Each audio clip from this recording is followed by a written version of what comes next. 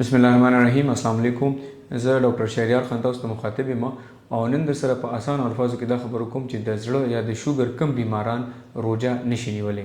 دا هدایات اسلامیک سکالرز یعنی په دین باندې پوهه خلک او ډاکټرانو د بیمارو پوهه خلکو په یو ځای باندې جوړ کړي دي، ځکه چې ما مخکې هم ویلي دا لږه نازکه مسله ده، نو دا فیصله په ځان باندې څوک نشي کولی. نو د زړه هغه مریضان چې په تیر یو نیمه میاشت کې د هارت اٹیک لپاره یا خو انجیوپلاسټي کړي یعنی سټنټ لګولي یا بایپاس اپریشن کړی وي. ډېر خلک ته پوښتنه کوي چې سټنټ لګېدلی بایپاس نو که دا په تیر یو نیمه میاشت کې د هارت اٹیک په صورت کې شوی وي نو دا مریض روزه نشي نیولی. بیا دریم هغه مریض دی چې د سټنټ لګولی دی خو د هارت اٹیک په صورت کې نه دی لګولی. کله نه کله داسې وي چې د مریض په سینه باندې درد راځي د ډېر وخت نه، یعنی سټیبل ډیزیز وي، هغه ډیزیز وي، بیماري وي، خو هارت اٹیک پکې نه وي شوی، نو بیا هغه ته د هغه بیمارۍ دپاره سټنټ ولګي. دا مریض په تیره میاشت کې لکه کو فرض که په تیر میاشت کې دننه سټنټ کړي دا هم روزه نشي نیولی. بیا هغه مریضان چې د زړه پمپ یې کمزوري، انجکشن فرکشن ډېر خلک دا پیژني ایکو کې د زړه پمپ کمزوري وي او د هغې د هغه کسر پوره کېدو دپاره هغوی پیشابور یعنی هغه دوایانې چې کم تش امتیازي مریض له ورولي هغه دوایانې خوري.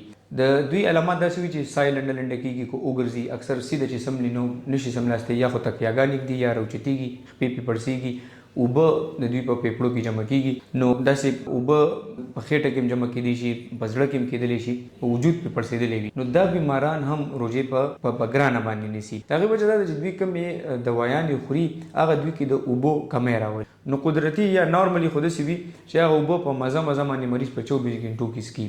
د روژې حالت داسې وي چې ټوله ورځ روژه وي، بیا د ماخوستن د روژه ماتي نه او د پښمني نه مخکې چې کوم دغه لږ ټایم وي دغه 3-4 غنټې په یو ځل باندې مریض هغه اوبه ټولې وڅکي. نو کومې اوبه چې ته په 24 غنټو کې یعنی په غونډه ورځ کې په مزه څکي او بیا هغه اوبه ته د هغې هغه کسر پوره کېدو دپاره ته په 3-4 غنټو کې هغه اوبه واخلي او هغه مریض چې د هغه د زړه پمپ کمزوری دی هغه باندې د دونه ډېرې اوبه د هغه په زړه باندې په یو ځای ور واچولي نو ده ته په روژه کې ډېر تکلیف جوړ شي. نو یو خو دا مریض روژه نشي نیولی.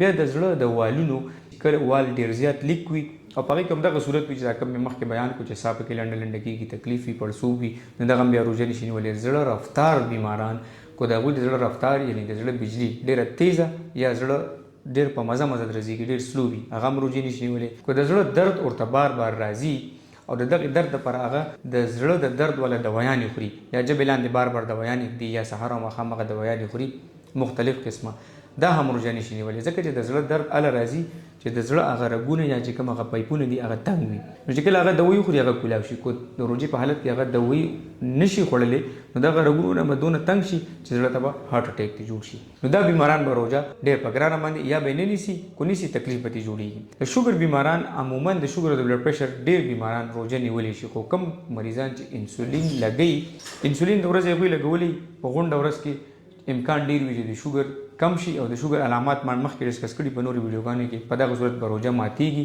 خو شوګر د 80 نه کمیږي. د شوګر د کمېدو څه علامات دي؟ د ټول ناول وجود رپېدل شروع کړي، ژبه تته شي یعنی ژبه پې درنه شي، خوراک ته زړه وشي، خوله پې راشي، زړه درزای تیزه شي، سر پې ګرځېدل شروع کړي او سترګې پې تورې تورې کېږي او وجود یې څنګه چې ما سټارټ کې ویل رپېږي، ټرمبلنګ دی ته وایي. دا شي دا ټول علامات د شوګر د کمیدو علامات. د شوګر مریض له پکار دی چې هغه دا ټول علامات باید وپیژني، ځکه چې ما څنګه سټارټ کې ویل چې د شوګر کمیدل د شوګر د زیاتېدو په مقابله کې ډېر خطرناک. که شوګر دا علامات پې راځي نو که بیا د ورځې کم وخت هم وي شوګر به خامخا ګوري. د دې د روژې سره هم تعلق نشته. کو دا اسیم چاته دا تکلیف کېږي خاص کر د شوګر مریض ته شوګر به چیک کوي، کو کم وي چې خوراک وکړي او کو شوګر د 300 نه سیوا کېږي هم به روژه ماتوي. د شوګر د کمیدو په علاماتو باندې چې باید مریض پوه وي چې کله هم کمیږي شوګر به چیک کوي، په دغې روژه نه ماتېږي په چیک کولو باندې، خو کم روژه به ماتوي، څه به خوري. بل کم مریضان چې دوایانې 3 ټیمه خوړلي، لکه فرض کړه ماسپښین کې دوایي خوړله، دغه مریض به دا د ماسپښین دوایي اوس د ماښامې سره خوري، ځکه چې په روژه کې موږ د شپې خوراک کوو، د ورځې موږ خوراک نه کوو. د تشو امتیازه والا دوایانې چې کوم د ورځې به مریض خوړلي، ځکه چې د ورځې به هغه اوبه هم څکي او ټول ورځ به تشې امتیازې هم کوي. کو فرض که روژه ونیسي، کم کس روژه نیولی شي، هغه دغه دوی د شپې اوس خوري، ځکه چې د شپې هغه ټیم دی. کو فرض که د دې ګولۍ د وجې پکې د اوبو کمی راځي نو په اوبو باندې هغه پوره کولی شي. د ورځې خو به روژه وي، د ورځې خو اوبه څکلی نه شي.